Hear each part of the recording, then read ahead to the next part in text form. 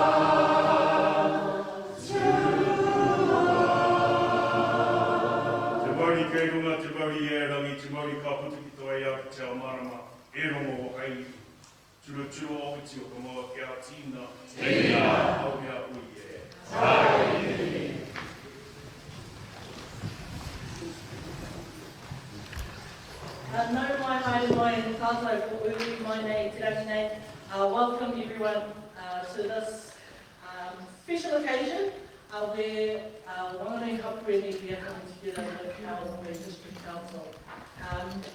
Just to introduce myself, my name is Amy Simon. I am a uri mokopuna of Te Awa Tupua Whanganui, and like many of you here embody the Wakatauki Kuau Te Awa Te Awa Kuau. I am Marabai and Marabai is me. So welcome all to this event. Good evening, and thank you everybody for coming here today. My name is Councillor Charlotte Melster, and I have been in Castlewood, Te Hai for 15 years. I was born in the Wairarapa, and it's a real honour to be here today to MC. So first off, I'm just going to do some housekeeping. Can you stand closer to the mic, please? Thank you. Yeah. So this is a non-smoking, non-vaping venue, and this includes the forecourt. The War Memorial Centre is a multi-purpose venue, which means there may be other events in the other rooms, although I don't believe there is today. Toilets are located on the lower floor near the main entrance, and there is a disability access and baby changing facilities down there as well. And in the unlikely event of an emergency, a siren will sound continuously. We will evacuate immediately through the nearest exit. If you discover a fire, hit the nearest call point, and then leave immediately and orderly through the nearest exit. We will assemble on the forecourt in front of the museum. And in the case of an earthquake, please do not attempt to leave the building until the shaking has stopped. Drop, cover, hold, and keep away from any glass windows or beautiful chandeliers. And lastly, there is a defibrillator, gosh, I always struggle with that word, located in the lower foyer. So thank you again, everybody, for coming. I will just say that we will have a section where we are welcoming questions from our community online and here today. There'll be a roving mic. So please keep a curious mind. Curiosity is what leads to knowledge and understanding. So that's what we are aiming for today. And I would love to hand over to Ken and Andrew to open us up. Thank you.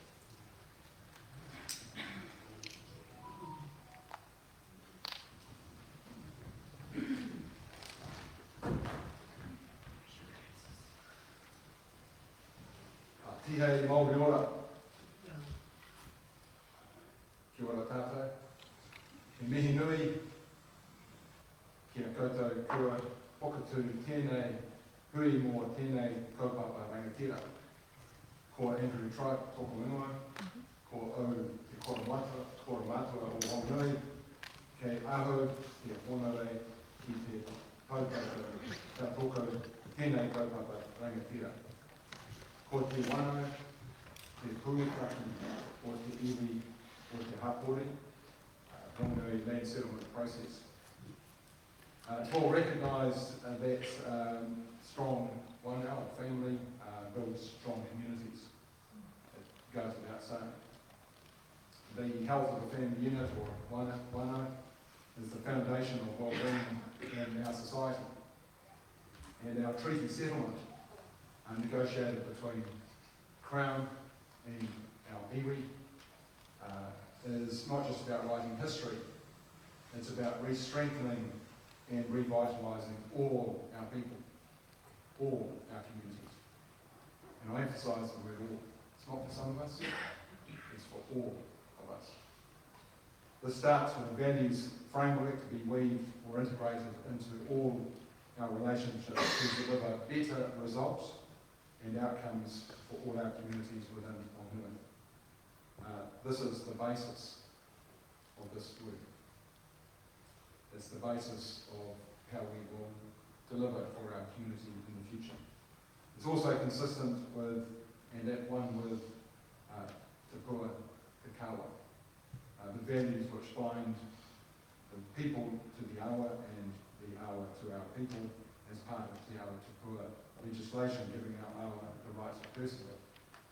it's about the well-being of the river, but also the well-being of our community, all of our community. So I'm not going to go into too much more detail around that because there's a whole process to unfold today, but what I do want to do is introduce the group who's attending here today and to acknowledge I guess three groups of people. The first one is the Whanganui Land Settlement. We've got obviously Ken Mayer here, Tracy Waitokia, and Amy Simons behind me, and other members of the Land Settlement Trustees group. So maybe if you could put your hand up or stand up for other trustees here.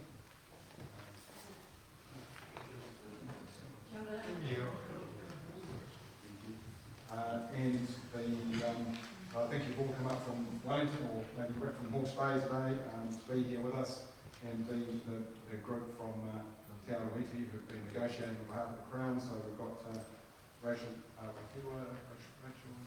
there, Rick Barker at the front, James Mitchell, Alan Murray. So thank you for these guys coming up time and time again, even for an hour or two, just to be with us. So thank you. And from Whanganui District Council, obviously Councillor Charlotte has introduced herself, Councillor Josh Mackay somewhere back there, Councillor Peter Oscom, and Councillor Jenny Duncan. If I missed anyone, Councillor Kate Joblin from over there, welcome to you. And so I'm not going to steal anyone else's thunder, but I just wanted to introduce today and just thank you all for coming. We've got a number of these different sessions, another one tonight as well. But thank you for being here. And as Charlotte said, this is about being curious. It's about listening to understand. I've had to go on a journey myself. I picked this up obviously only 2 years ago and had to go back to come forward. And I'm really excited about the opportunity for Whanganui for today, for tomorrow, and for our future, for years to come for all our community. Kia ora.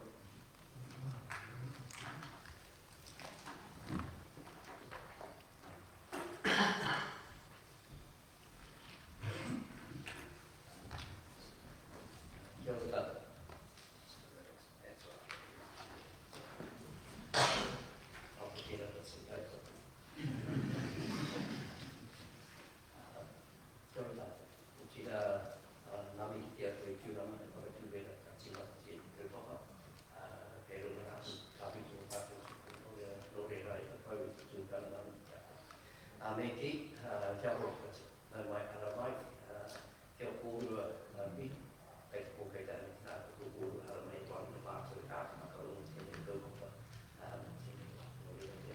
tēnei tēnā ko, nā meki kia ora ki kato, nā uri o te awa tupua meki, nā memo tēnei hapuri o whaongi, kei te pōkei tani tēnā koe, tūane e moi a koutua tēnei wakamāra tēnei kaupapa. Nō te kā a koe mihi poto o te rata mei rui, i o tika ngō tā te tūpuna tūpuna nāri ki kia hoi. Nō te tēnā ko te orata. Lovely to see everybody. Come this morning, there were 2 sessions I understand, and there's 91 of you here tonight, today. Jump ahead too far. And it's fantastic that we've got a great turnout from our community. As Andrew has said, our kaupapa, and I say ours in an inclusive manner, is about all of us as a community. And can I just hit it off by saying that it's critical from our point of view, from a Whanganui Land Settlement, as the chair, as one of the members of our Whanganui Land Settlement, that we've always wanted to articulate and see in practice in the most pragmatic manner our values. Our values of toiti, our values of speaking with integrity. Your word, our word, must be one of integrity. Our decisions must be mana and answer for all, not just for some, but for all. And our land, to ensure the health and well-being of our land, our environment, our awa, as a community, as hapu and as iwi. And as we pursue this these discussions and negotiations with the Crown, and as well as the Council. At times there have been ups and downs, but I think we've landed in a position where our values haven't been lost on anybody, and we've ensured that they have been at the forefront of our thinking, of integrity, of mother enhancement, and looking after our environment and the health and well-being of our environment. So you'll see over the next 43 minutes a reiteration of us talking about our values and our relationships together. And yes, it is quite different in regard to our settlement. A settlement that we had envisaged would ensure that our values were at the core, that we would be getting back much of our land that has been taken from us, for some of us, our perspective, stolen, etc. And of course, having a relationship based upon those values and being able to look after our lands. So the point that we want to make this morning to you all is to ensure that we do understand, that all of us understand, when you come into our community, when you come into our tribal domain, you're coming through a gateway of what we call Pumakana.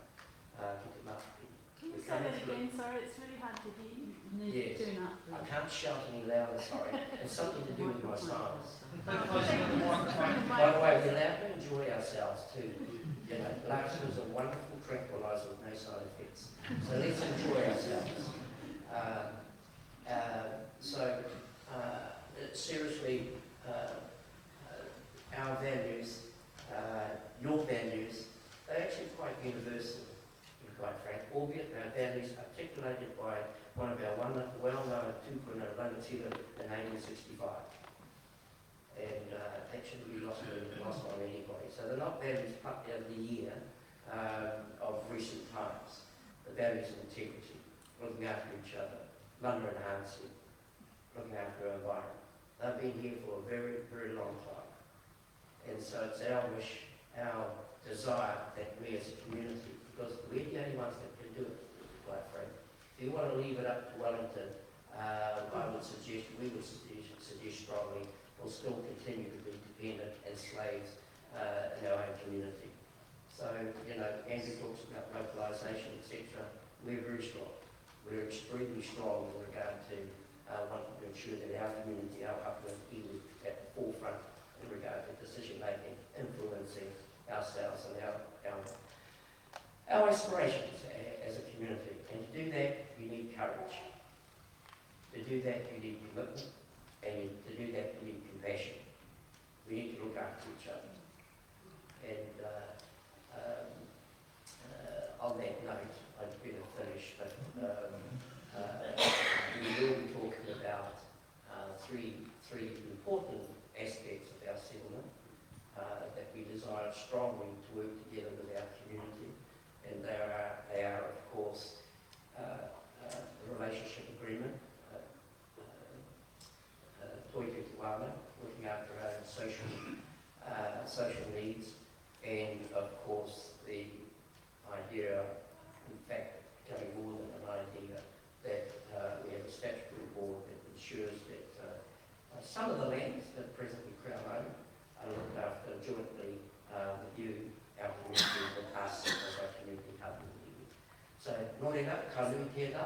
I have no doubt in my mind that I've gone over my 3 minutes and 33 seconds, but because there's 89 of you that have turned up this morning, I think it's important just to say wonderful to meet you all, lovely to see you, and let's enjoy ourselves. Kia ora koutou. Kia ora, Ken. Thank you very much. So, to kick us off, Amy and I will lead with a few questions to hear from our panellists. And then we'll hand it over to the community to cover anything that we've missed. So Ken, you did a fantastic job of covering a lot of that. However, we will hear from a couple of other people on the panel.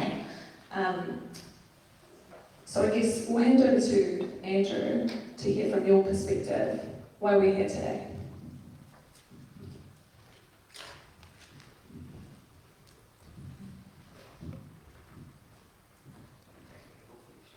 Well, I guess I did explain a little bit when I first when I stood up there before to explain why we're here today, but the important part of this is that there have been negotiations over a number of years between Crown, through Te Arawiti, and our iwi, which Council haven't been part of because we're not party to that agreement. But it's important for us as we move forward that we understand what it means for us.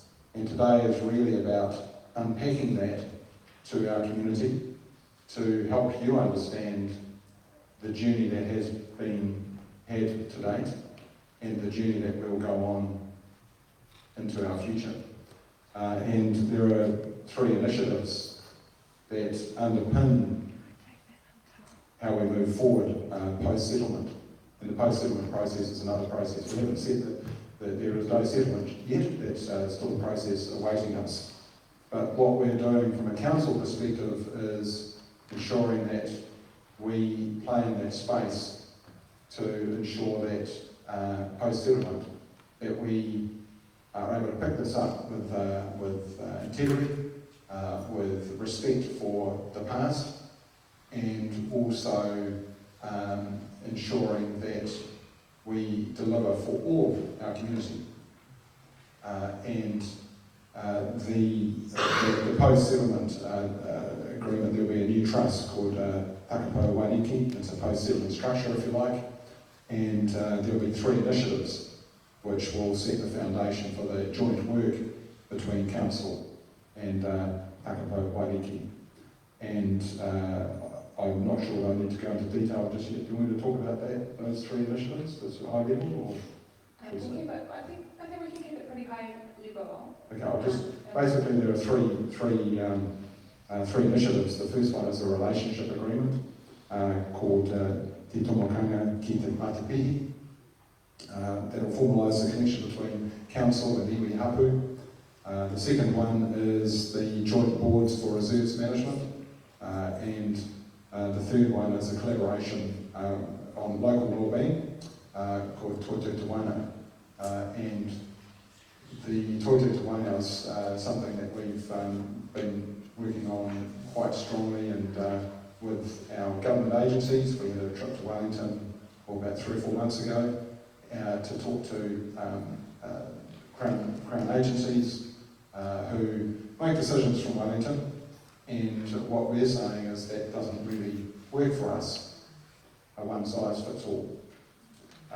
And every community has its own nuances and its own differences, and we think that we are better placed to, between iwi hapu and Council, to decide what our community needs, and then work with Crown agencies to deliver that, rather than the other way around. Crown agencies tell us what to do, because they don't know our people. That's what Toitū Te Wainau is about. We'll talk more about that during the course of this session, but not want to steal anyone else's thunder. But yeah, I'll pass on to anyone to add to that. Yes. So it'd be great to hear from Brad, what, from your perspective, what you think is needed from. Cool, sure. So we have just had some messages from our community online, just asking anyone that speaks into the podium mic to just speak really clearly and closely. Kia ora koutou. Kōrero to Wingoa. I'm the Chief Crown Negotiator for these negotiations. Can you hear me clearly?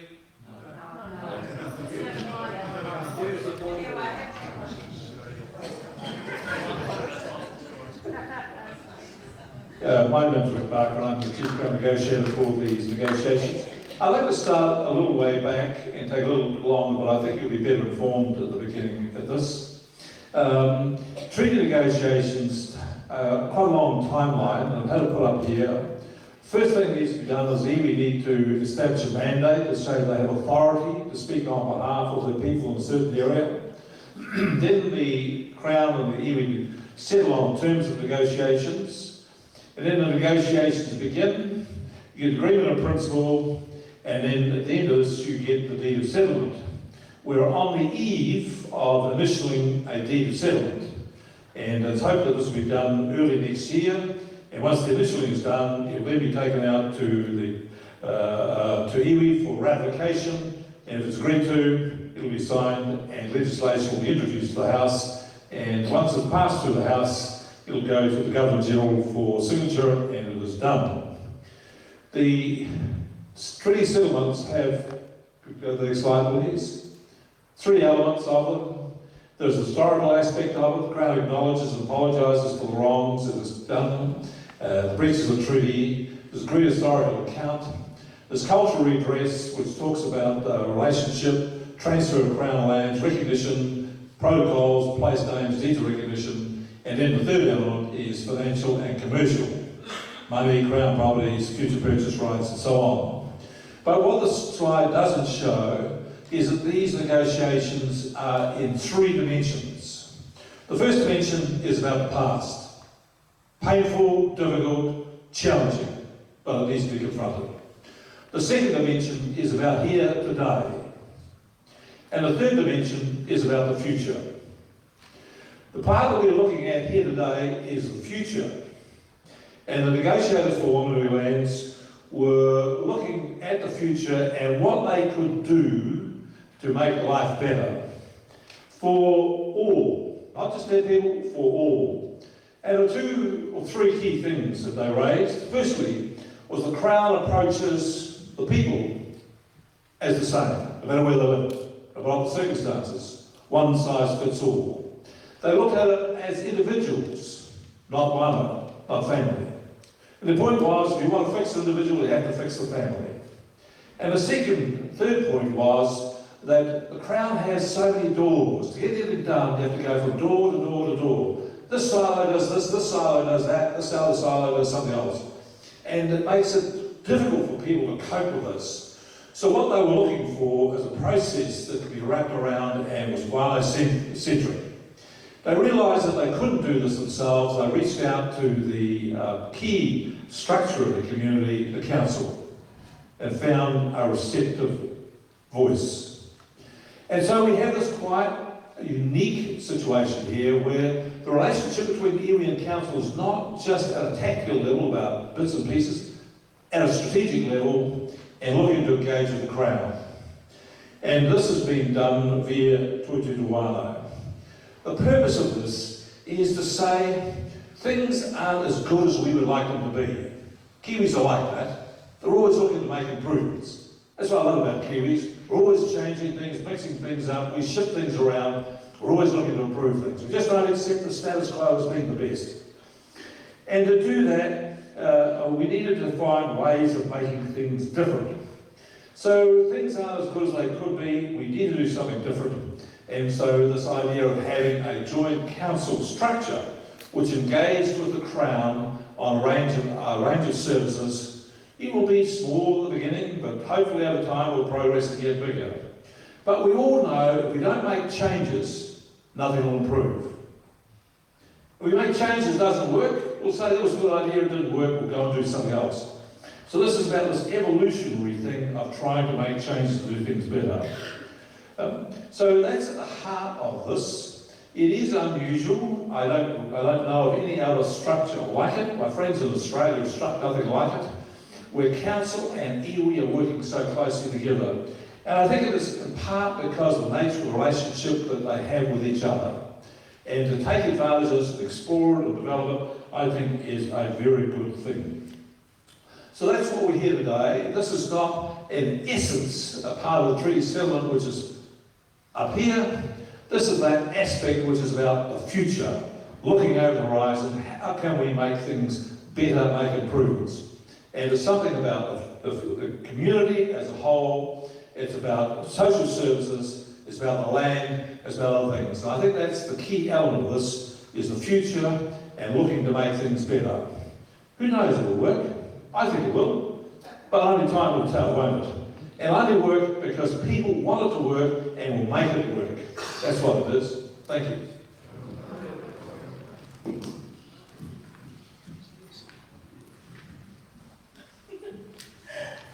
Earlier, Rick talked a bit about the land settlement process.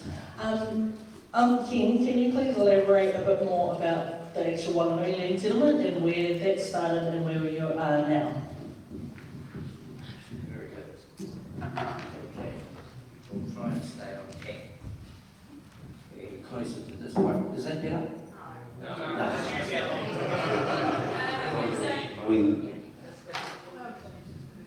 So the question that's been asked of us is in regard to where we are at with the Whanganui land settlement negotiations, and Rick has kind of touched on that. But what I think is critical is our vision, and our vision as Whanganui.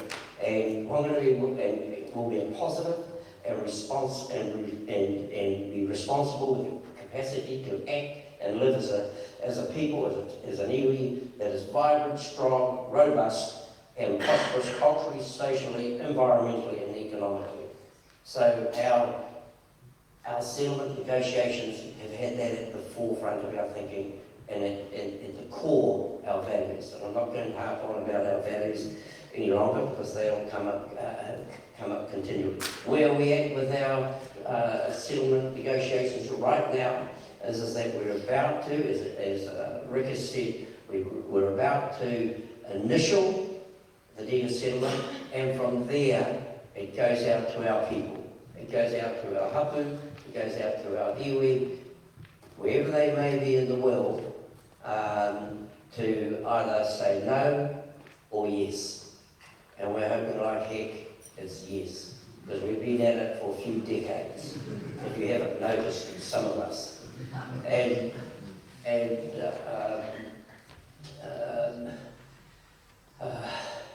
it's been a long journey, and I can see many of the faces of our old people who've been part of this journey.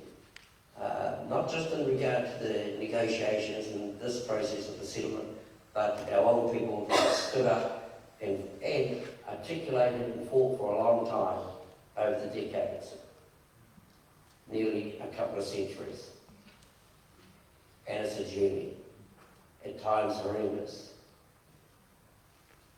And in February or March, we're hoping to initial a deed of settlement that will go some way, hopefully, of getting back, but also working with our community in a value-based relationship and not allow others to dictate what's best for us. We know what's best for ourselves, whether that's at a hapu level, iwi level, as a community as a whole. So, just to be very clear, we're about to initial a deed of settlement February, March next year. We've got one or two things to get through, and we were very clear that in regard to the very important parts of our settlement, that is with the council, that we want to make sure as much as possible through a process that our community were part of this journey as well. Thanks, Ken. And I just want to acknowledge what you've just told us in terms of the commitment and the dedication that it's taken to get here. So bring on February 8th. I think the one part of this section that is missing is perhaps the history of the Whanganui District Council. And Jenny, if I could hand over to you to talk, you've been on the land settlement group for multiple terms. So if you could just speak to the 2018 resolution.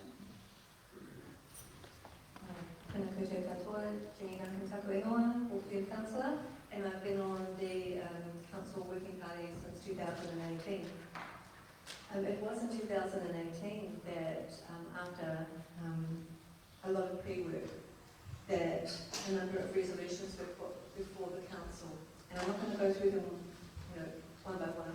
I'll leave they up on board so you can see them. But they do cover things like the relationship agreement, certain lands at the airport, first right of refusal. It talks about the reserves and how the reserves can be managed better and more cohesively. And the relationship agreement between council and iwi.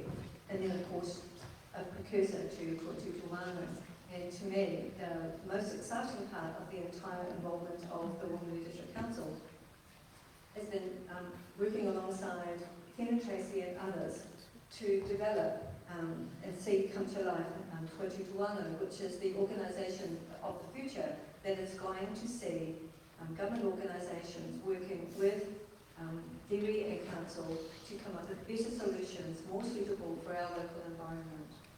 So that to me is what the preeminent part of Council's involvement is. Yes, there's going to be a relationship agreement. Yes, there's going to be involvement in the reserves management. But it's the Toitu Tuano which is going to see significant long-term impacts on our communities, particularly for our children and our mokopuna. The Turaisi Council has been very privileged to be able to participate in this because it hasn't happened anywhere else in New Zealand with any other settlement.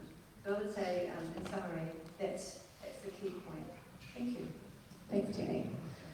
And Ken, if we could just get some clarity on what exactly is being asked for of the Whanganui District Council.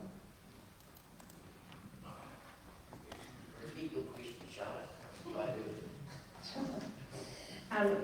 Well, if you could just speak to what is being asked for of the district council and what is involved. Oh, that's an easy question, really. What we're You can saying. just hold up your mic. There we go. Very good. Okay. Something to do with my singing talents.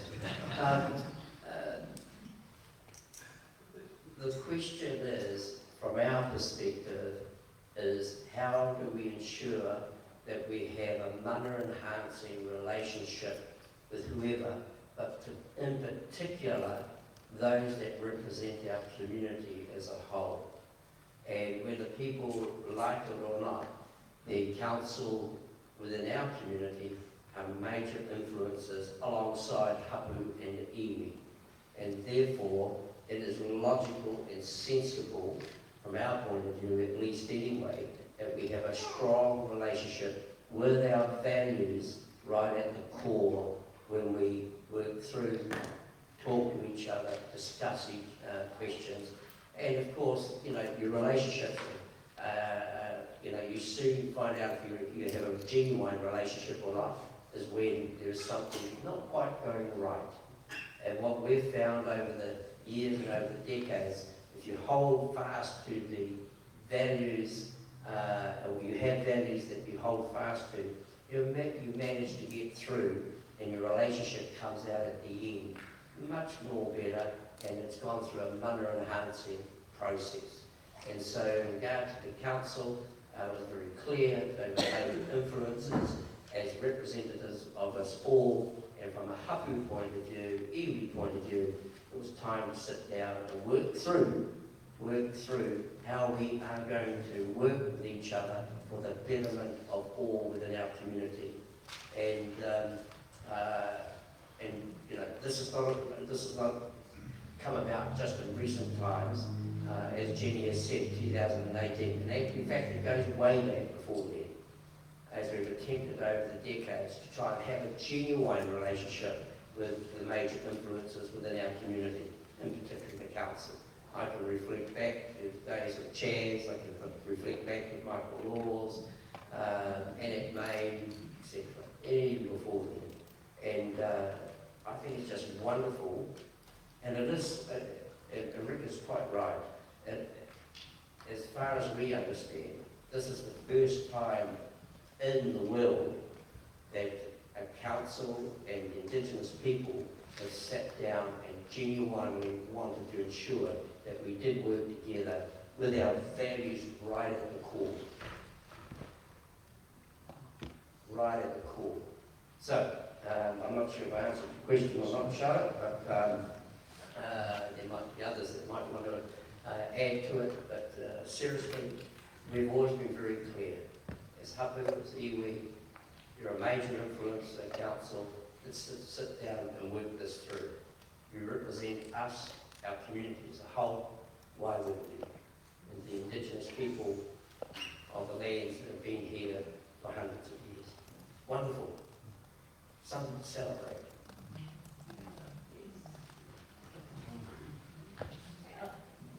I'll just add to that, I suppose, with you talking about Te Tōmahanga Te Matapahi and the relationship between iwi, hapu and our council. This image in the red is an image of Te Tōmahanga Te Matapahi, and so it is a visual representation of Te Uku, which refers to the Wanganui hapu and iwi, and Te Rino, which refers to our councils, our Tiriti partners. And they are powered by our mātāpono, toitu te kupu, toitu te mana, toitu te whenua, a relationship of integrity, a relationship of authority, and a relationship of sustenance. To carry on with our kōrero today, Rick, can you share a bit more why this information hasn't been shared before? Jenny mentioned that the working group has been together since 2018, council made those resolutions, but so why hasn't this information been shared to the public as much as it is now? Well, it's quite simple. One of the fundamentals of these negotiations is the contract between the negotiating team for iwi and the Crown, that the negotiations are confidential. Confidential. And that's to make sure that the negotiations are uninfluenced by all sorts of outside things which can come there. So it's a matter for people to be able to speak freely, frankly, directly, without prejudice, to say what they mean what they say. And if it becomes an open forum, people then start to talk as if they're talking to the crowd. So the negotiations are confidential about all the elements of the negotiation, about what property is, about this, about that. Of course, at some point they have to be unveiled, and in this particular case, about community engagement, now's the time for the unveiling and to engage with the community to explain what's been going on. And I think the explanation is pretty clear. I would add one thing to what I did in this, is that not only are we dissatisfied with what some of the processes are, but let's be clear about this. Every government of each colour has been less than satisfied with how things are going. It wasn't that long ago Bill English for the Blue Team was investing for outcomes. Not happy about the money going, thought we could get better. The Red Team came in and they did something too, but no one has found the answer yet. And so the thing about this is looking at it from a local community perspective, for them to join together and say, can we find a better answer? Too many kids are leaving school without achieving their potential. There are too many people going to prison. We should be closing prisons, not opening them up. Housing's not as good. There's all sorts of things to do. The work out there is endless. Has to start sometime, start tomorrow, and what this proposal here is starting at the community level, everybody joined up on the same team, agreed set of values, agreed looking at perspective about it, and to say to the Crown, we in Wanganui want to look at doing it this way, and negotiate from there. I think it's really interesting, isn't it? You're right. Thanks, Rick. I might actually just say... I've done that. Rick, if you could actually just stick with the mic for a sec and just talk about specifically the agreement that is between the Crown and iwi. Not anything specific, obviously, but the difference between what we are talking about today and... In what particular aspect is this? Well, explain that this agreement is between the Crown and iwi. This agreement is. Well, of course, the treaty settlement is between Crown and iwi, and part of the treaty settlement is that the iwi develop specific relationships, agreements with all of the Crown, as many Crown agencies as they can identify. So, coming to the party of this negotiation, Tui Te Wāna, iwi will bring not only their collective voice, but they will bring their relationships that they have as iwi with all of the Crown agencies. Council will have its own relationship with the Crown, and it will bring to the table its relationship to the relationships it has with the Crown and its relationships it has also with community links. So this is a joining of the two together to speak as a single one. Now each one will have, the Council will have particular strengths Iwi will have particular strengths, and you can see that they're being smart, as these people look like, they're very smart. Whoever's the best at this will do it, and whoever's better at that will do it. And I just think this is quite a unique opportunity, actually.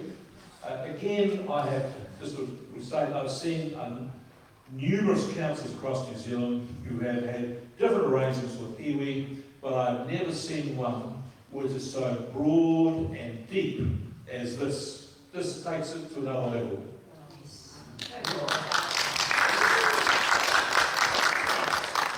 Before handing it over to you, Andrew, to elaborate a bit on the council and the relationship. Yeah, thank you. Ricky stood up, so yeah, look, I do want to pick up on a couple of points around the iwi and council relationship agreement. And really, it's under. I want to use the example of Toitu Te Waina, which is the third initiative.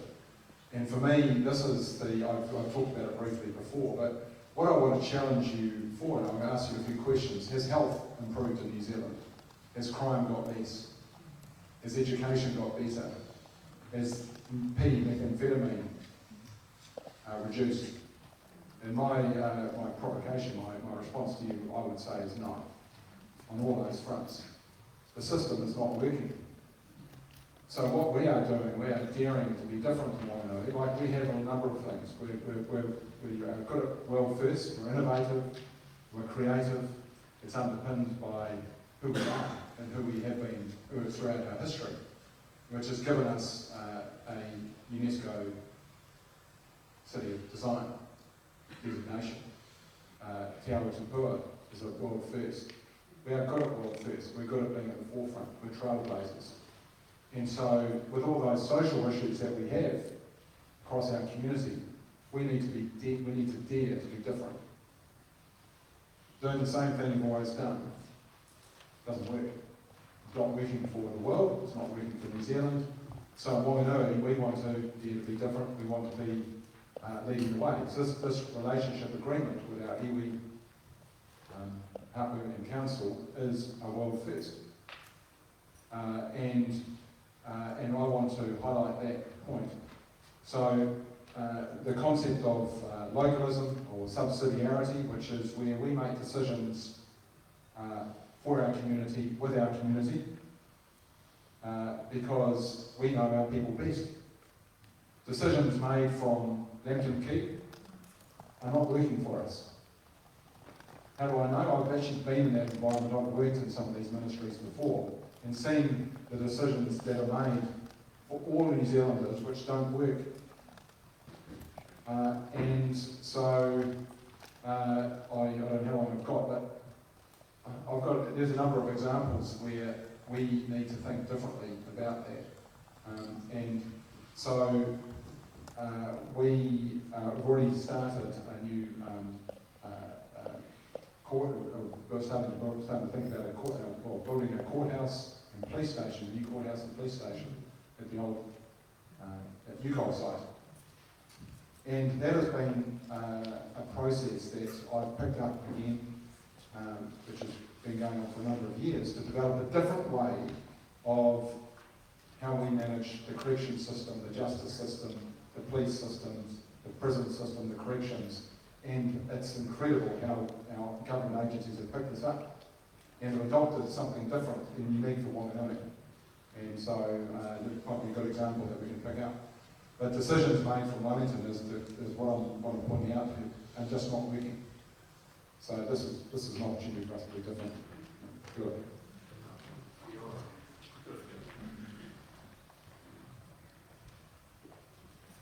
Cool. That was great. Thank you for that, Andrew. To move through our program a bit more, one of the initiatives was Ngā Tūtea Mau, the Reserve Board initiative. King, can I have you come back up here and talk a bit about that?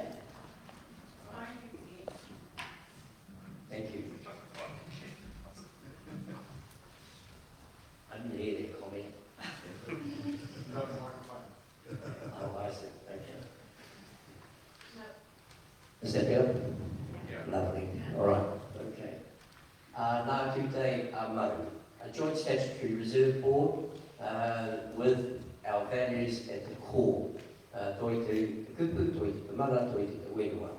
And this is a statutory board that we've managed to get across, well, hopefully got it across the line in regard to some of the reserve lands in our community. These are lands that the underlying ownership is with the Crown. And as you'll all be aware, our negotiations are with the Crown. And fundamentally, we wanted to ensure that some of the lands, reserve lands within our area, were done, we work with them jointly in ensuring the health and well-being of our lands.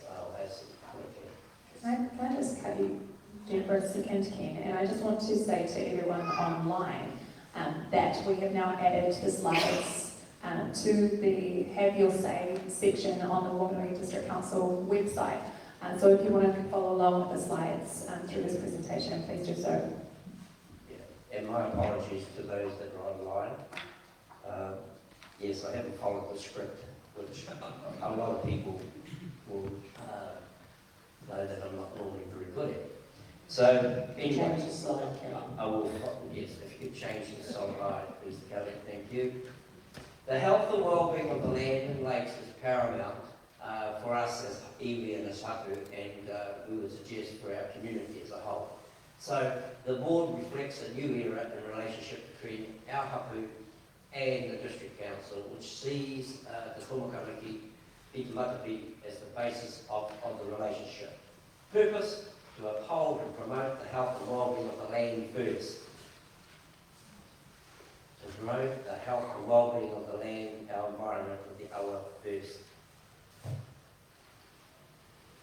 By administering the reserves in accordance with the clarification purpose of each of the reserves. Functions is to give life to Tomakara in all its decision-making, being the administrating body for the purpose of each reserve classification, for the purpose of protecting and enhancing their cultural, spiritual, and ecological values. And so, Kelly, feel free to make those slide changes when you so wish.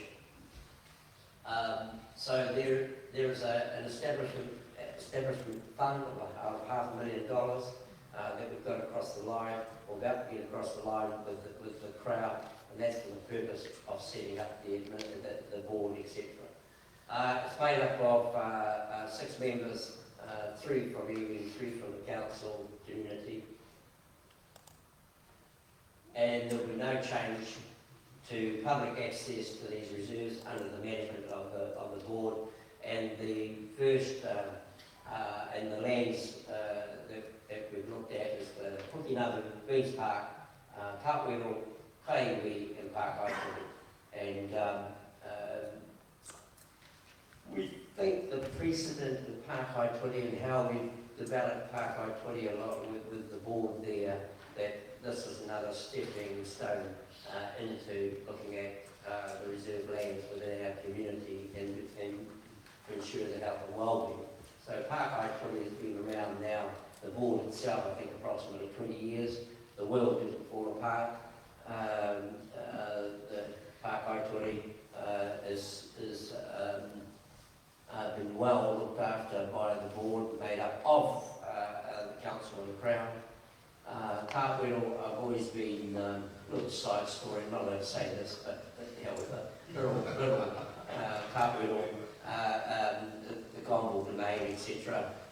It's Crown, the underlying ownership is Crown Department of Conservation, in fact. It's always stunned me that the Department of Conservation, how did they become part of this land, etc.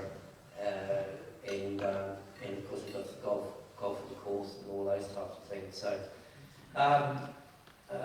they asked us in regard to what's the involvement of Department of Conservation in these lands. I can only assume that they put some of the blame golf, So anyway, health. So Ken, can you, so you're saying that this is not really a new concept? We already have a reserves board with Pakatore, and this would work much the same? Yeah, most definitely. As I was saying before, it's a stepping stone in regard to some of the other reserve lands, us working together, public access, ensuring that the health and wellbeing of those lands are administered by this board. It makes sense and it's logical, and yeah. And they've got some pretty pictures up there of the areas that will be part of this board. Shall we take some questions on this section? Charlotte's asking the question. If there's any questions, feel free. Any concerns, worries, accolades? Well, you know where the concerns and worries go. Accolades, you know where.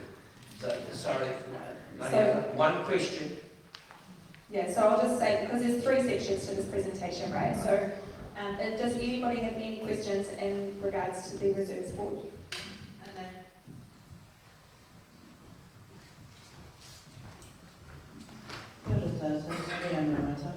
Ken, you spoke about no change with this around the reserve sports. And with whatever the set-up arrangement becomes,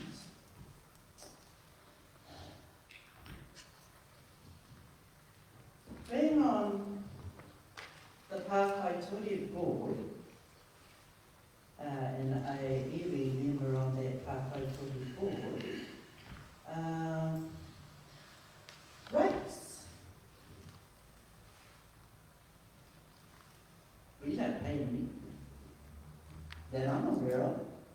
So is that something that's in the future projection for the setup of the various boards under that statutory body that you're talking about? In regard to rates, my understanding, and I'll stand to be corrected, is that... no change? Yes, that's right. That's right. Well, my understanding is that the reserves, the various reserves don't pay rates anyway. So when we talk about the status quo, that's the status quo. To be frank, I haven't been full about the rates, only because I assumed that rates were paid in regard to parks and reserves, etc. So at least someone can tell me otherwise. We'll hold to that line. I know that Pākaitori doesn't pay rates, etc. And so the other reserves don't pay rates. Just as many Crown agencies. No, I won't go down that track. In our town, they pay rates. Let alone GST. Anyway, no, sorry, mate, to answer your question, as far as I'm aware, rates are not paid on any reserve lands in our community. Correct. Thank you. I knew I did that right. Other questions?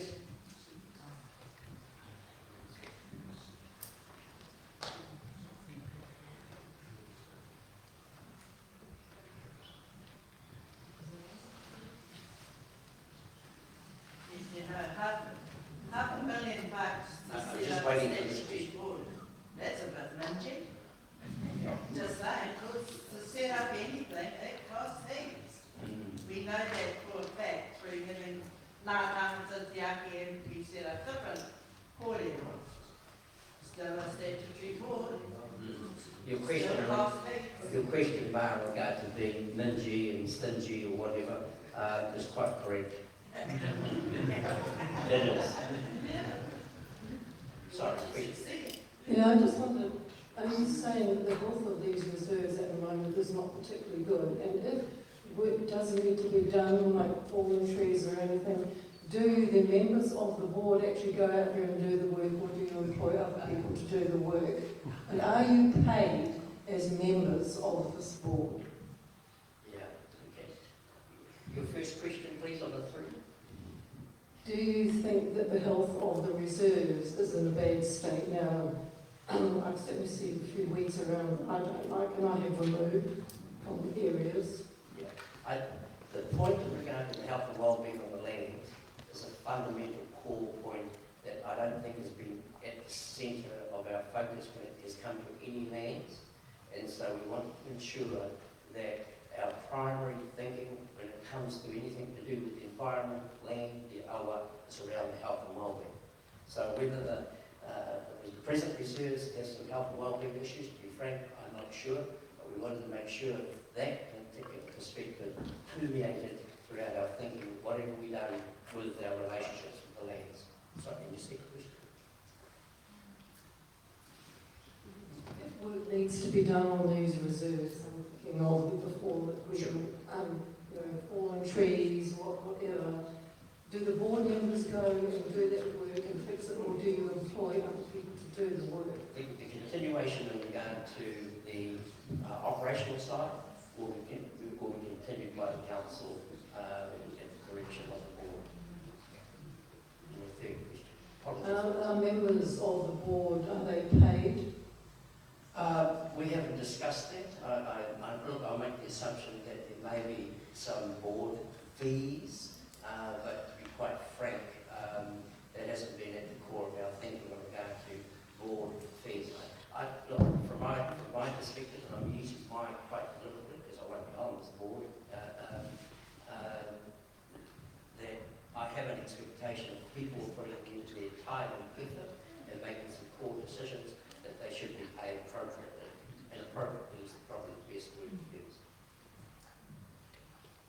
I might just speak to that slightly as well. So from a councillor perspective, it's quite normal for councillors to sit on multiple external boards, and for the most part, we just get our normal remuneration. But in terms of that question, there will still be conversations and negotiations to come. Yeah, most definitely. Look, in regard to the Pākai Tory Board, I've been a past member of the Pākai Tory Board, and we used to get mail correctly, so it might have gone up from the $40 a week on a meeting to something else.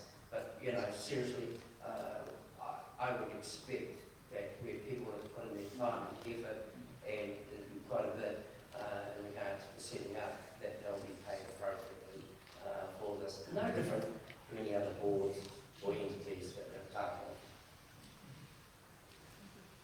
Thanks, Ken. So I have one more question in the middle there.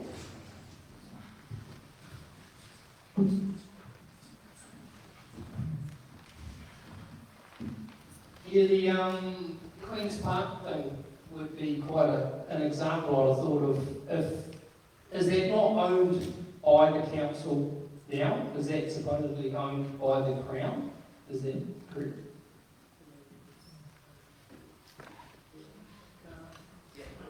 One of the interesting things.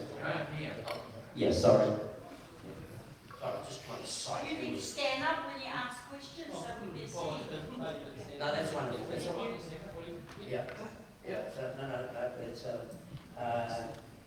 there is a portion of these reserves which are in red, you would have seen, the underlying ownership is the Crown. And there is a portion of lands that is council lands. So they're not part of this.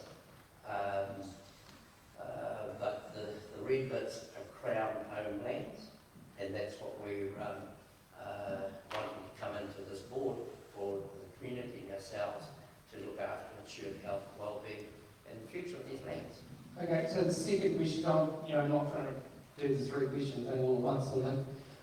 So if that's part of the settlement for the iwi, the Queen's Park, and we don't pay any money as a council, as a community at the moment for the use of that land, if it then is owned by the iwi going forward, we've just blown $72 million on an art gallery upgrade there, or invested, sorry, on an art gallery there. Does it then become owned by the iwi, or is the art gallery owned by the community? I need to correct you slightly. The land is not owned by the iwi. It's with the statutory board, shared with council and the community and ourselves. Yeah, that's what I'm just trying to get, because there's very little detail around of what. So, do we then pay, as a community, do we pay for the use of the land going forward?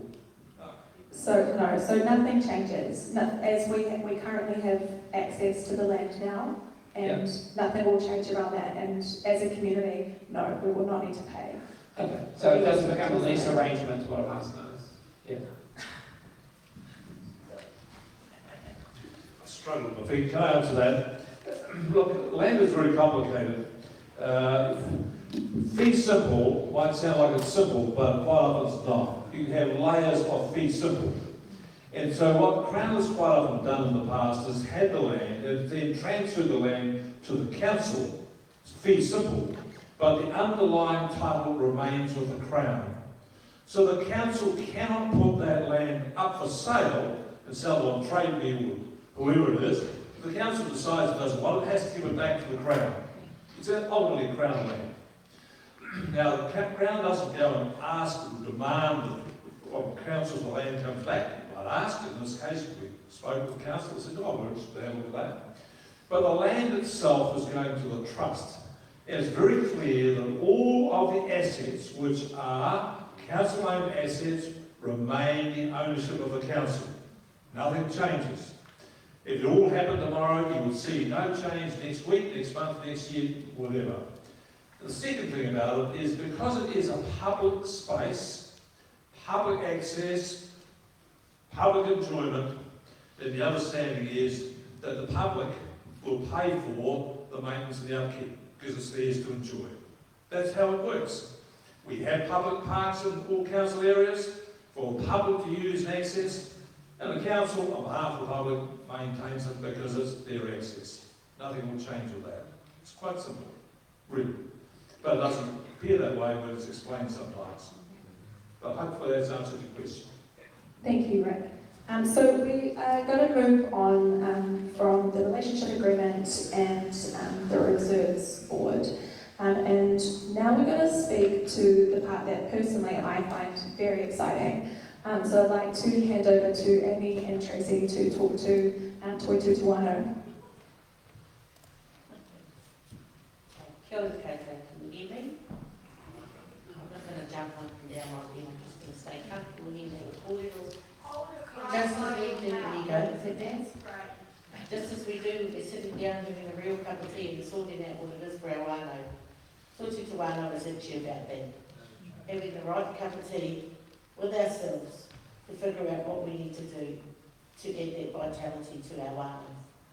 This is also about giving life to our values. Everybody says, what do you mean our values? How to give life to it? What's the practical thing about this?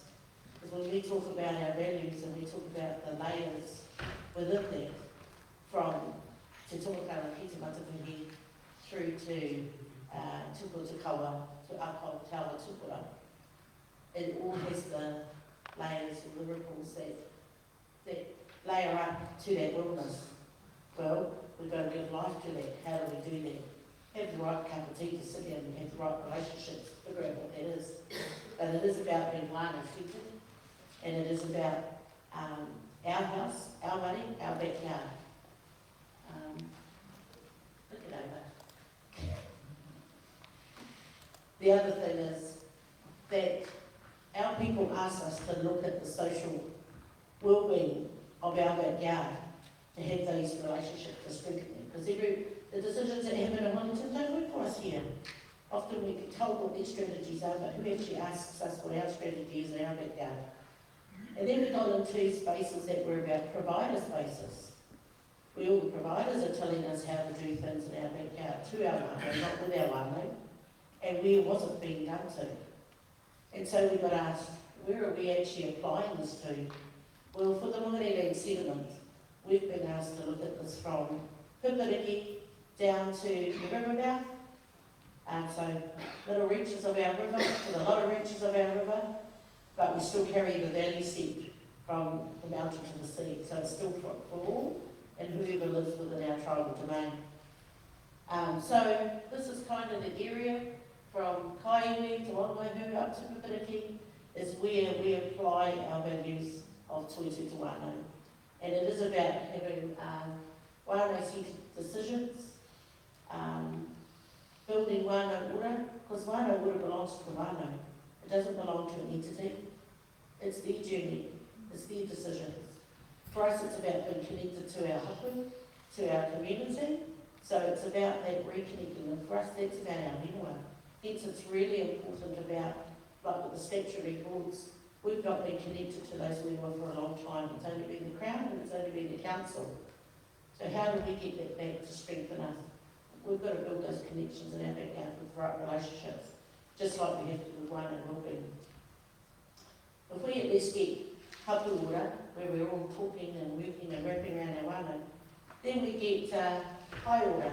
Our leadership starts stepping up, and we talk about wānau leadership around the connected relationships that enhance their well-being.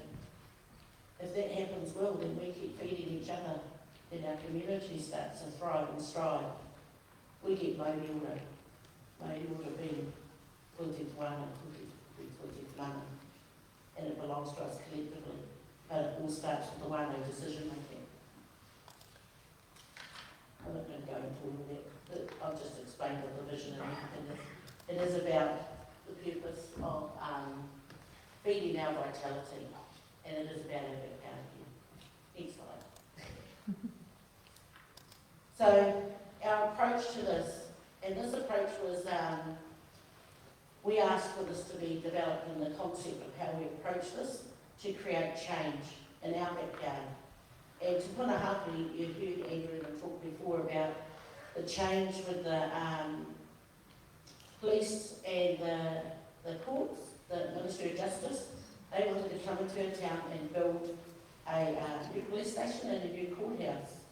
Well, we challenged them actually and said, we need to look at what this is in our backyard, because it's bigger than just bricks and mortar, and it's bigger than a courthouse, and it's bigger than a police station. This is about our whole community and about our wānau and how it has to work for all of us. And that we had to look at the system change. We had to look at how they were designed for our community, not what one size fits all, because we only got one wānau and that's the end. We had to look at how we engage with our wānau around those designs. We had to look at how we'd be resourced, and not just from a monetary value, but from our land. Our building on our land. So what does that mean for us? How do we get our land back first to be firstly connected? And then how do we utilise that resource with our people that live in our community, that are born to that whenua, that are going to be utilising these services? And it has to be a community model. It can't just be somebody's pipeline dream outside. So we had to have that whole community engagement. So our approach was through this layers, but it was about the wānau-centred approach.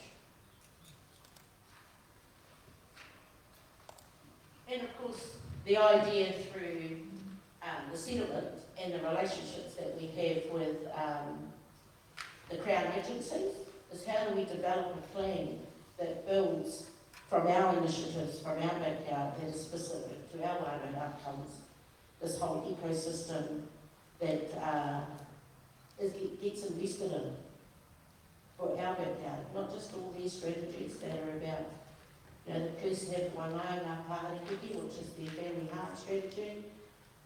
We have the corrections in our backyard that have, what is it, Pōkairangi. Each agency has 2 or 3 strategies that they believe to be delivered in our backyard, but how do they know what ours is? How do they know what our framework is? And how do we layer this up to actually make it work with our backyard? So the challenge was having the right relationships and the right conversations to do it the way we need to do it in our backyard through that approach. So of course part of the settlement is we've got to develop a plan that works for us. Some of these might work for us, but some of them are not. So having the right relationships, having the conversations, hence the integral part of also having the relationship. We can do that with the Crown. Why can't we do that with the council in our backyard? They have strategies where they do all of agency strategies, like the Te Ao Rerepuna, which is based on a family heart space. But all of our agencies commit to that. Why can't they commit to our strategy that we want in our backyard and make sure it is one they centre?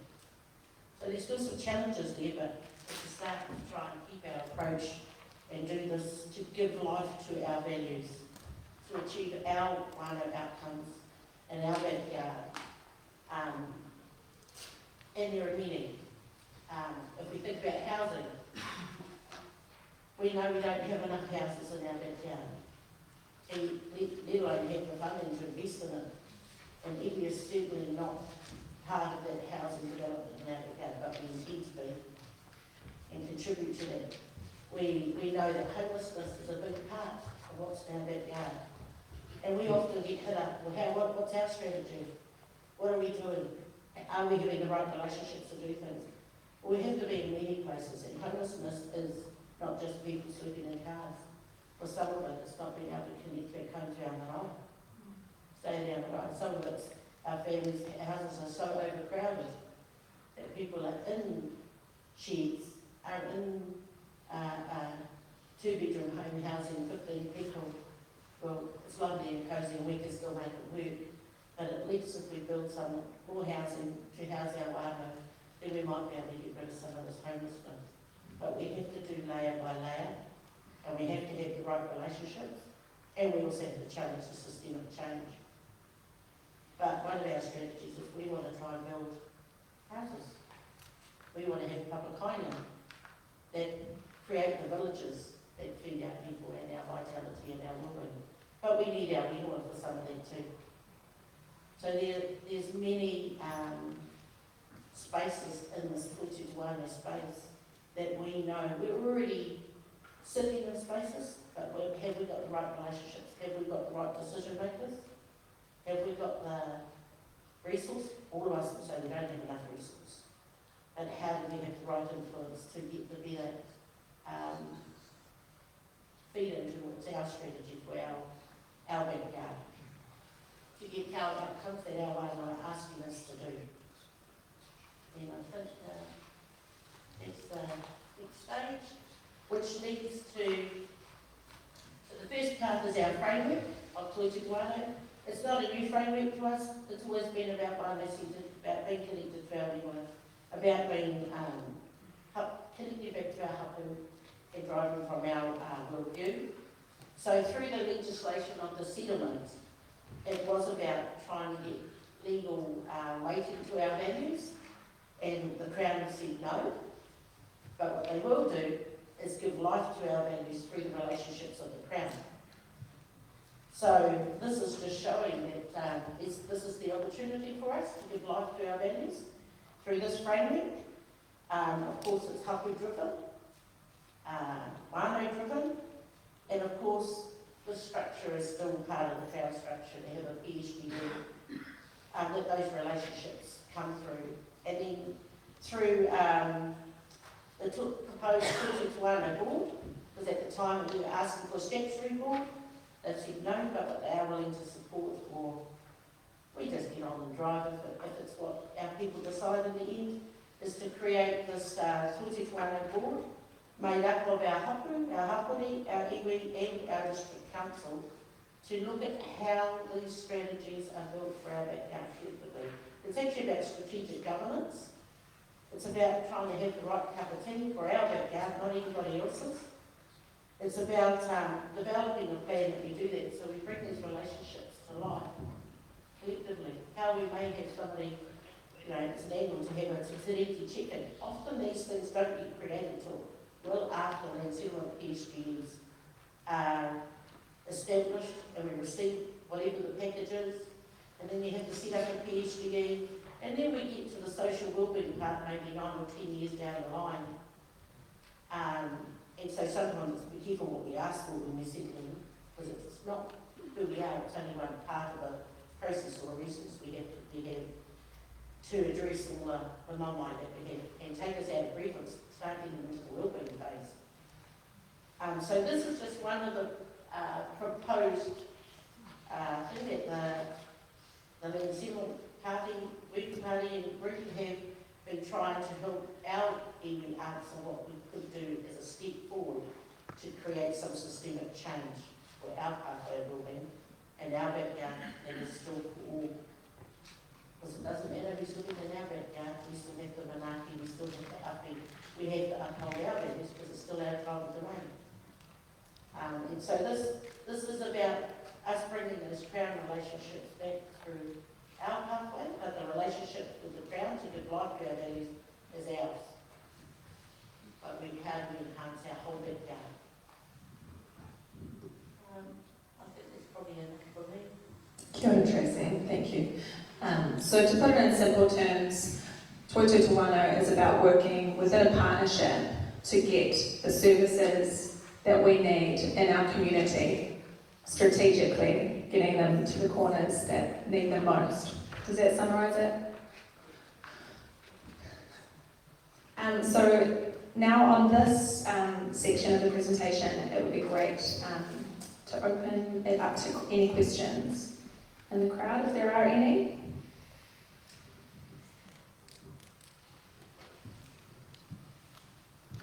It's coming down to you. Thank you. Thank you. I have a number of questions, but firstly, just in rules that I would approve the relationship agreement that we're trying to set up. But I've got to say that in terms of involving the community so far, the council have let the public down.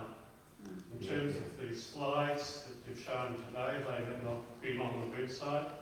In terms of giving us the information that we need to consider what you're trying to do, there's huge gaps in there. Kia ora. So I'll just speak to that.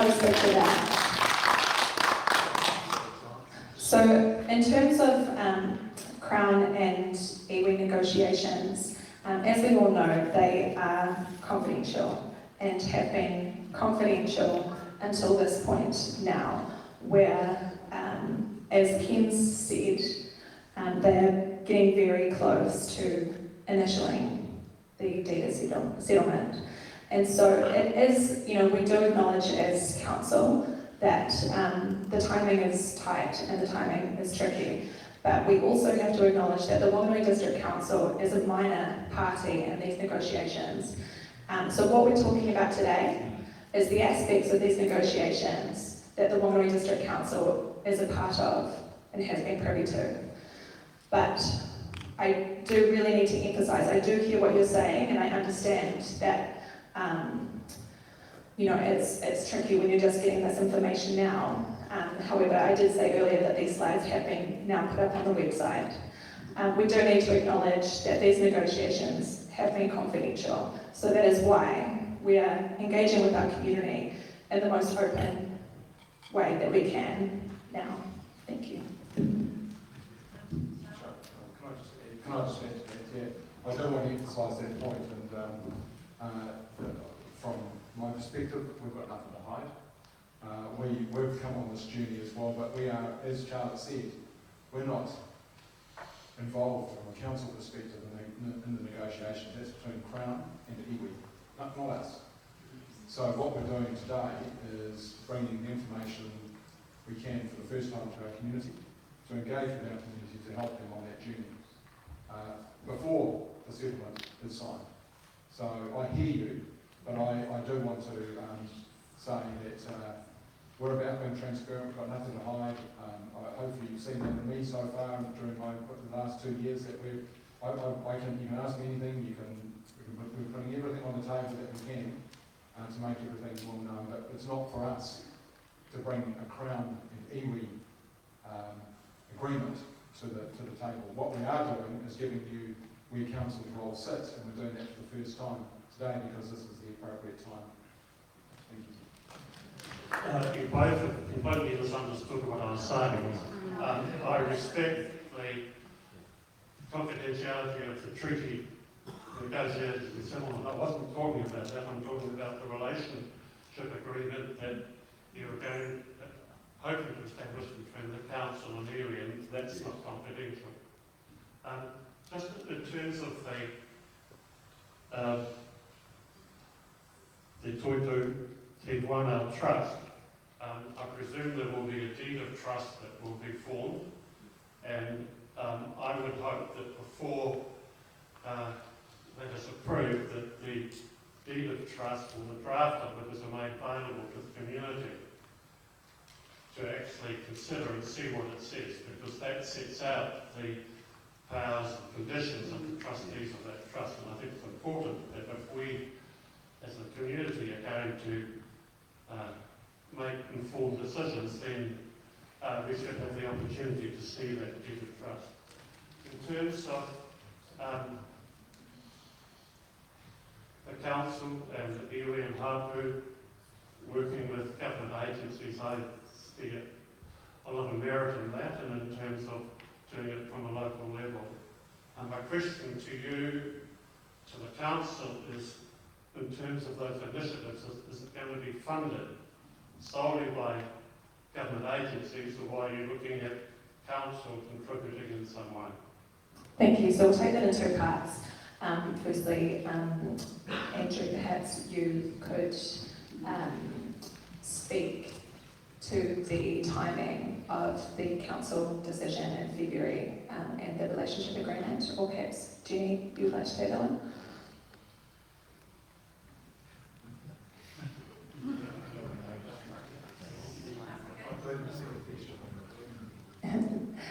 So the first part of this gentleman's question was around when the relationship agreement becomes public, and I would assume that that is around the decision that comes in February. So I would assume that it would be on the council agenda for the February 13th meeting, which is the first meeting at the beginning of the year, which is why we are engaging with our community over the summer. So we're happy to share those documents post 13 February. I'm living day by day. Yeah, it's a bit tight towards the end of the year, isn't it? And the second question was, sorry, I just got caught up with the second question that I thought was around who pays for the ongoing governance and work that comes with facilitating Crown agencies. So from my perspective anyway, I don't see it's not the ratepayer that will pay for it, that's for sure. And what I do believe is that we, as I've alluded to before, we have big government in New Zealand, and it's counterintuitive to how we should administer well-being for all our community, whether it be economic, social, cultural, environmental, whatever it is. It's not working. So I would see that Crown agencies have still got a role to play, absolutely going forward, but it's for iwi and hapu and for council to listen to our community first, to understand what they're saying, to interpret that, to then work with Crown agencies to have a bespoke, nuanced solution for our community, to deliver for our community. And that's very different from what happens now. So I would imagine the funding for those initiatives will come from Crown agencies, but the decisions will be made by us, but the funding will carry on as per normal, but it will be far more nuanced. And we've already had those discussions with our Crown agencies in Wellington, but also at a regional level and a local level here in Wainui, and they're very, very favourable towards trying something different. I've had a number of meetings. I know Ken and Tracy have been to Wellington. We've had meetings here with Crown agencies just to probe, understand if they've got an appetite for this, and indeed they do. But the important thing is it should not come at the cost of the ratepayer.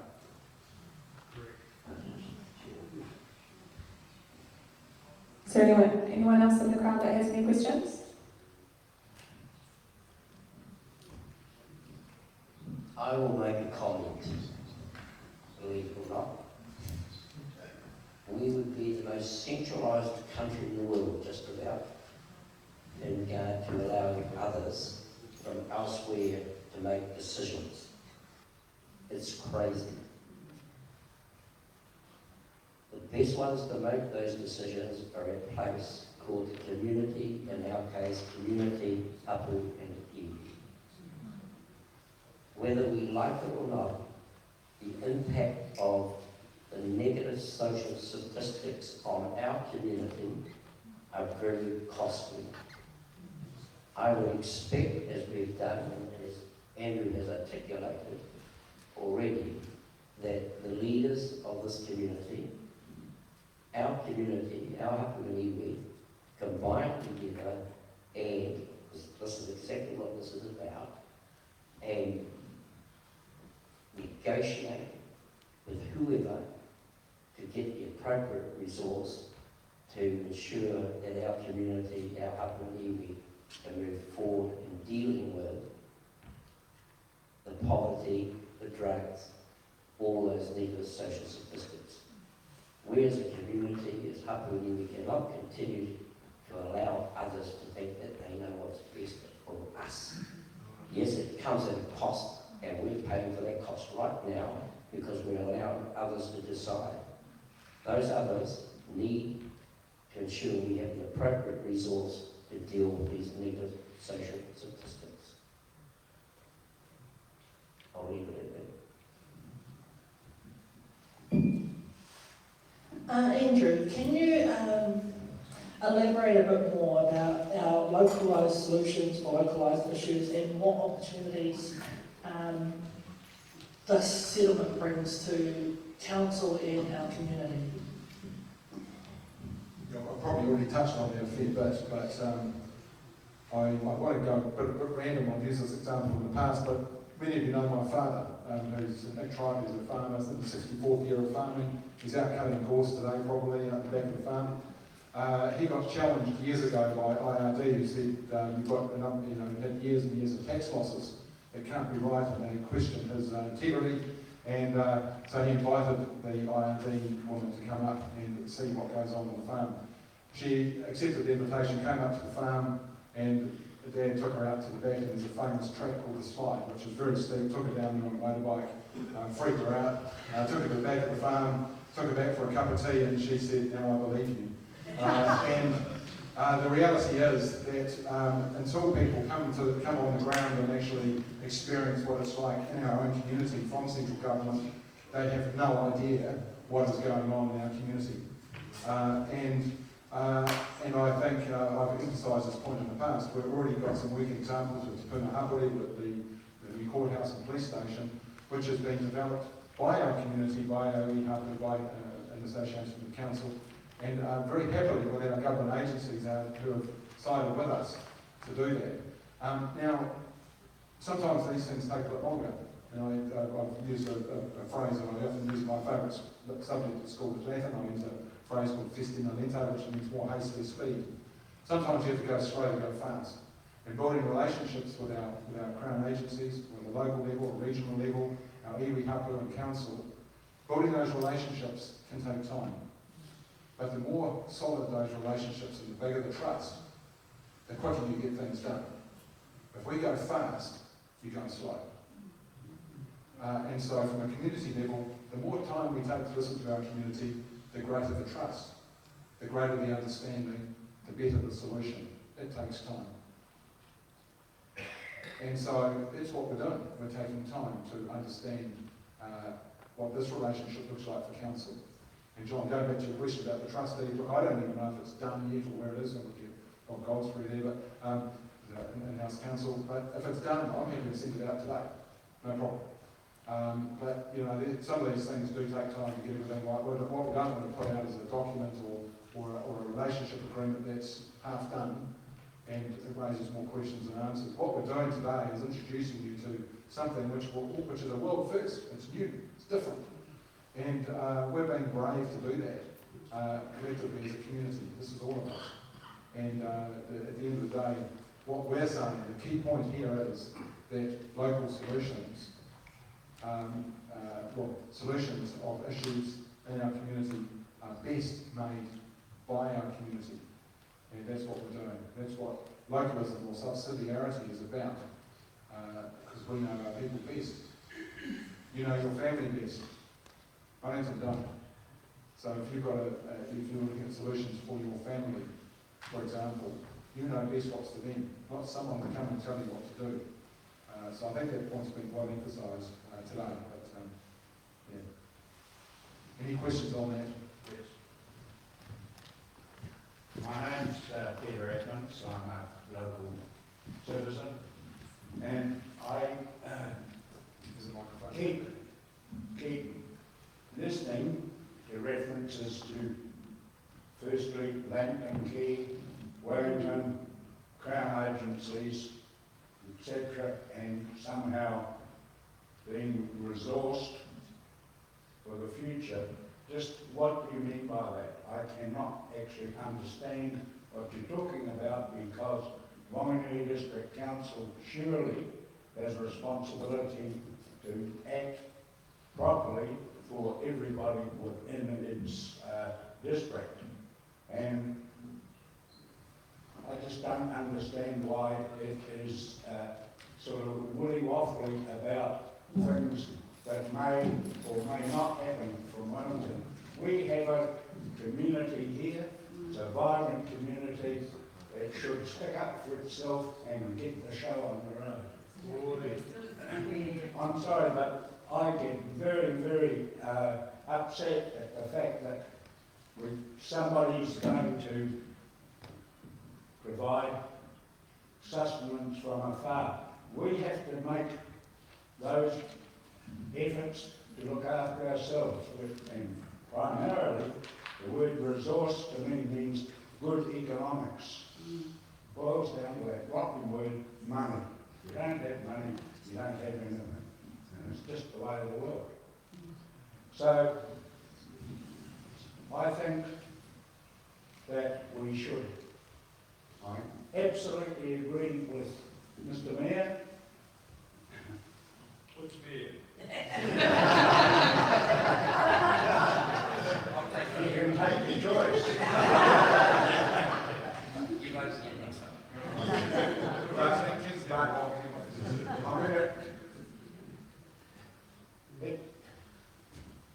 Look, we're all in it together, and there's no argument with that. So what's the big hoo-ha, but it gets down to who's going to pay for it, inevitably. Real simple. Thank you. I'll pass over to briefly, but just very briefly, what I would say is that I see the money flowing. The reality is that the money flowing from central government's been they don't have much money to hand out to the rest of New Zealand, so it's very difficult. But the reality is that government agencies will still do what they've done. We'll still work with government agencies. It's just that we're trying to solve our own community problems ourselves in partnership with the Iwi Hub Women Council, but with the Crown agencies along our side. Yes, Mr. Mayor, that's true that they don't actually inhabit Langton Key. I know that was a matter of speech from your point of view, but I'm offended by that, because the only thing you can get in Langton Key are empty shops and shop vendors and coffee bars. I mean, central government is part of me as much as it's part of every person in this room. And I actually resent that we are somehow controlled by them, and they're not to be trusted, so to speak. Sure. Okay, that's fine, Peter. We're all here to ask questions, and everyone's got different views. I think it's great that you have a different point of view. I did say before that we have big government in New Zealand. I do believe that the policy direction comes from central Wellington. Call it Langton Key, call it the Beehive, call it the ministries, whatever it is.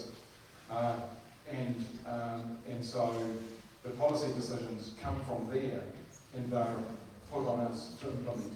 And I don't believe that always works. That's really what I'm saying. So also, you can't have consistent tax losses. If I can try and help describe it slightly differently. Central government spends a lot of money throughout New Zealand in all regions.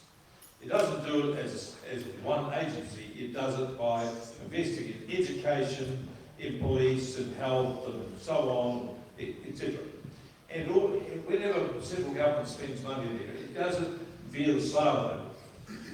What Toitū is looking to do is to set a central point for Whanganui, where when government agencies come to do work in Whanganui, they go through the gateway, the Tomakapa.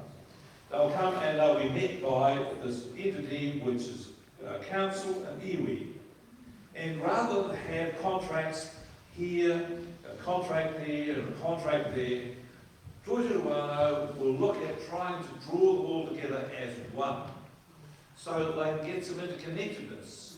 So that what we're doing in education can be linked to what we're trying to do with youth crime. But what we're doing in alcohol harm prevention, we're doing for something else. That's the purpose of this. And the government agencies are well used to pay not only for the service that the contracting provide, but also for the administration and the governance of that. So it's not just paying for the service for it, they pay for all the other add-ons as well. So that, in fact, can help fund the work of the trust. That is the view of this. Now, point about this, I can't show you how it works anywhere else, because no one's done it. So we're trying to do this to make it work. Because there's the central belief by the iwi negotiators and the council that if they join together, they can make something better than what they can do separately. And if I give you a little bit of philosophy on this, the whole is quite often much more than the sum of its individual parts. You put the parts together, you get something better. And that's the sort of philosophy that's behind this. So it's not going to be a contest between central government and local government. We have in New Zealand a tradition, a long tradition of government, of doing things from the centre. As Ken has said, we are one of the most centrally run countries on the planet, which in some ways is a good thing. Some countries have things so decentralised they can't make things work. For example, the reaction to the flooding in Spain. So many hands on the tiller, no one knew what they were doing. We don't always get it right, but don't always get it wrong. So what this is trying to do is to encourage central government to devolve more of its work to a competent agency in this region. So this is a step forward by Whangarei to say, we're here, we want to try and do things differently for the benefit of the community. And the point is, we're all looking for answers to how to make things better. We're not satisfied with getting the best value from the money that we're spending, the best outcomes for the effort we're putting in, as I made the point earlier. Both the red team and the blue team have all tried this and haven't got the perfect answer yet. This is looking at it through the other way of the lens, saying, well, you devolve this to us and we'll see if we can do a better job, and we're confident we can. Thanks, Ryan. I think what is true in my very short time working in local government is that we work within silos, and I think what Toitū Wānau is trying to do is create an overarching strategy of what our community actually needs and looking at it holistically, and so we can advocate for our community with the services that we need. So you've heard 3 presentations on the reserves, the relationship agreement, and what Toitū Wānau means. And there will be more information coming out as we get closer to the deed settlement. I'll just hand it over to Amy if you would like to add anything to that. I suppose just to add that after this, there's still more opportunity to have questions. There's a cup of tea next door where we can have one-on-one conversations. And I mean, the council website, the Whangarei Land Settlement Facebook page are also active if you have any further questions for us outside of today. There's plenty of information out there now. We are looking at doing more engagement hui in various hapori or communities over these summer months. So keep an eye out on our Facebook pages on the council website for the next nearest event near you. The next one's tonight at 5:30. Thank you, everyone. It's, Can we make comment? we do want to wrap it up, but perhaps we could do if we do it very quickly. I'd Yeah. like to ask a question too. Question up the back here. Andrew, I saw your interview with Michael Law the other day. It was a really good interview. But one thing that wasn't answered is when this agreement goes ahead, it's going to be legally binding on future councils. Is that correct?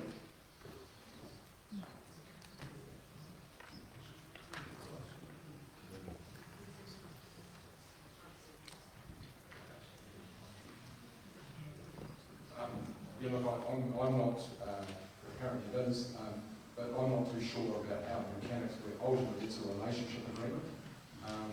Whether it's legally binding or not, for me, the relationship comes first. It's about how we interact with each other, how we deliver for our community from a relationship first, and then delivery second, as I've emphasised just before. What the legally binding piece means, I don't know what the ramifications are for us.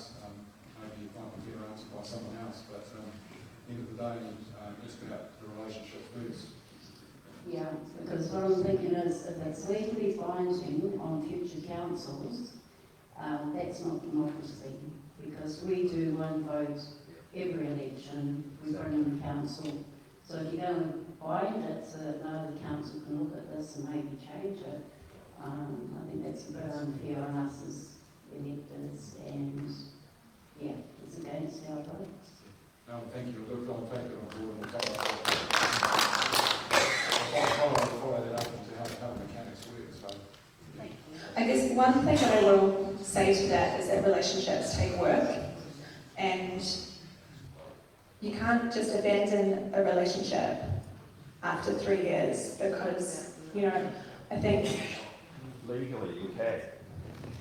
If in a democratic system, that's why we have elections at national level, you can abandon things. That's democracy. So thank you for making your position clear. that I respect and work on my relationships, yeah. No, we have a right. We're actually going to move on. Michael, if you have a question, then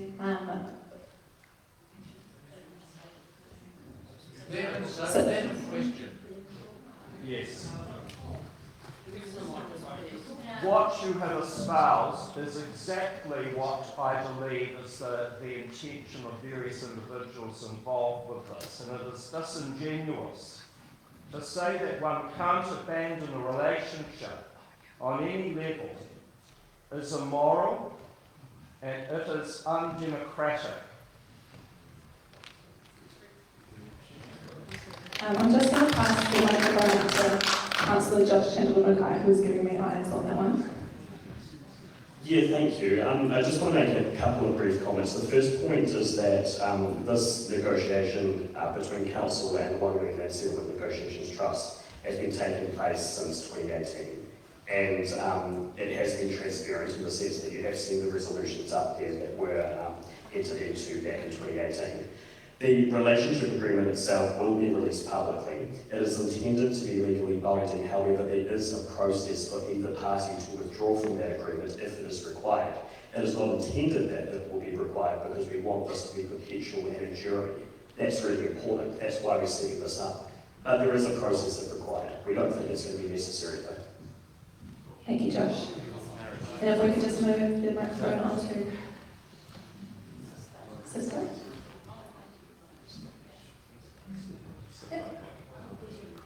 Go ahead. Well, I just want to stand and first of all congratulate the council for the very, very, very move that you have made in accepting to be part of a new relationship which you have no idea in one sense what it's going to look like. But there's enough trust and there's enough goodwill, as I'm hearing across the floor, and really wonderful questions that have been asked too. I mean, it's facing this whole kōrero in a new kind of reality, and so I do appreciate what has been said. But other than to say that I, as part of the iwi, I welcome such a relationship because things will not get better for us without all of us working together. And so it's the togetherness, it's the unity, it's the connection that I think will prevail against everything else. Against everything else. That is really what I believe. And I do thank this wonderful panel and all those who've spoken. I've learned a lot here today. I've been part of these kōrero over many years, but I think that today has been the most inspiring. Yes, inspiring. I want to be part of the change. I want us to all work together. This is what the Treaty of Waitangi was about. Kauangatanga and rangatiratanga working together, listening to our differences, but finding space in our hearts and in our souls and in our wills to make it work. And that's why I stand to speak strongly that we are tangata tiriti and tangata whenua working together. We are the Treaty of Waitangi at work right now in our own unique Whanganui way. And so to the Mayor and to the councillors, oh, you're fabulous. You're fabulous.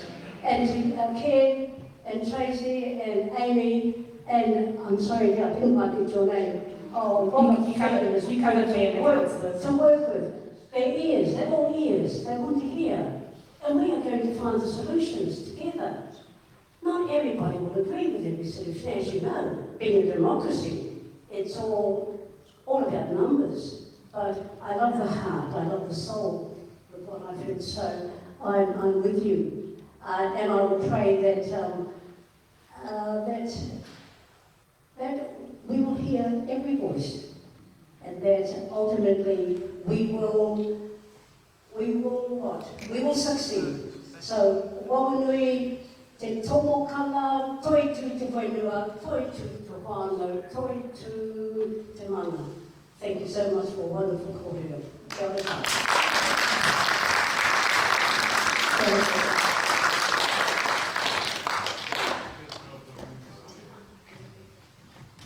And I will just go on to our final question or comment. Thank you, Charlotte. I've been sitting here and I really have been listening to the presentation. Thank you, everyone. Toi Te Wānau being central to this model and all the various agencies to contribute and wrap around the wānau to improve wellness katoa. That's what I'm kind of getting. As well as the environmental sustainability of the environment. Acknowledging that this is our land settlement and also remembering the pictures of the reserves that came up for that statutory body, whatever, or Ingari. Hearing about finding ways to address homelessness, so therefore within that picture there would be a need to secure land to be able to build, to provide some accommodation in the future for addressing that issue. I guess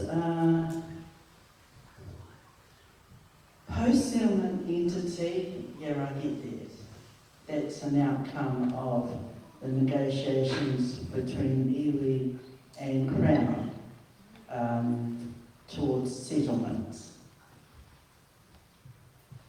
Being part of the hapu that has sits at the table with council, especially looking at vision for Whanganui, future vision for Whanganui, and knowing that our voice, hapu, at place is the voice that needs to be heard at any decision-making table, and for whatever reason reason the hapu may have in a relationship with the council, that the post-settlement entity will also have a role and be part somewhere in there, whatever you end up, wherever. Because in terms of the realms of wellness that we talk about at Apu, around environmental sustainability, social connection, social responsibility, environmental protection has to be. A cultural connection to the environment as well as social responsibility that comes through that connection in terms of ensuring that decisions also become economically sustainable. All of those areas are interwoven, like what's it called, the Takapo Wariki you talked about? That is part and parcel of the model that's been presented today. Yes?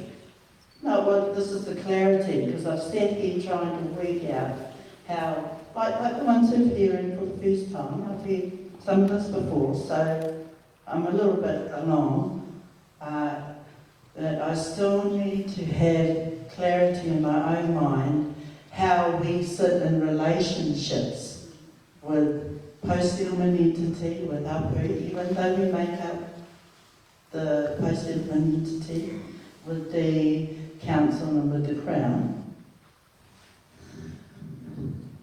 I want to still acknowledge the work that's been done. Because I do want to acknowledge that, but I also want to acknowledge Apu and their own mana motuhake for the areas in the relationship that's been forged between the council and Hapu at place. You know, as well as also acknowledging the relationship and input that we also have within the entity that is talking to around the Toitu Te Wano framework. I know that you will be taking this out to our Hapu, to our iwi, to be able to get support for this model. And I just wish you well. That's what I'm saying. I just, again, if being able to stand here helps towards some kind of clarity with others who are listening, poikina. And the other thing about relationships and trust. Relationships are built at the speed of trust. And that does take time. And that does take meaning. And that does take intent to want to be able to create something valuable and worthwhile. Now, I've heard after 3 years you can go and throw whatever away. Well, yeah, you can do that. People have that choice. But people also have the choice to want to hang in here and try to make things better. And that's what I'm saying. Judge Kerry Wainwright showed us at the Whanganui settlement, Whanganui land claims for the Waitangi Tribunal, that where there's a willingness, there's a way to make a change. So the only thing stopping people from changing is whether you're willing or not. Really. So, Mami has a kia tātou. I guess I'll pass this back and, kia ora tātou. One more. Tēnā tātou. I'm just standing up because for me this kind of hui is a real change. It's inspiring and it's bold. And I want to thank our panels and especially our whānau, Toitu Te Whānau, because we have never ever in our whole history for 180 plus years had the opportunity to say the things that we want to say and to try and make things better, not only for Māori, but for the whole community here in Whanganui. And so I'm just inspired by you all. Thank you for that. This is all I really wanted to say. I just wanted to say thank you because we probably won't have this opportunity again. But hopefully it may come up in other areas, who knows? 5:30. Yes. So I say, koe tu te kupu, koe tu te mana, koe tu te whenua. Ngā mihi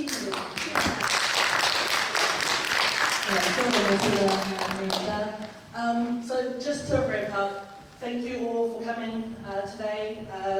Just to reiterate, we're having a cup of tea next door. If you still have some questions that you want to ask to any other panel members or ask MCs or any of the other land settlement trustees and councillors as well.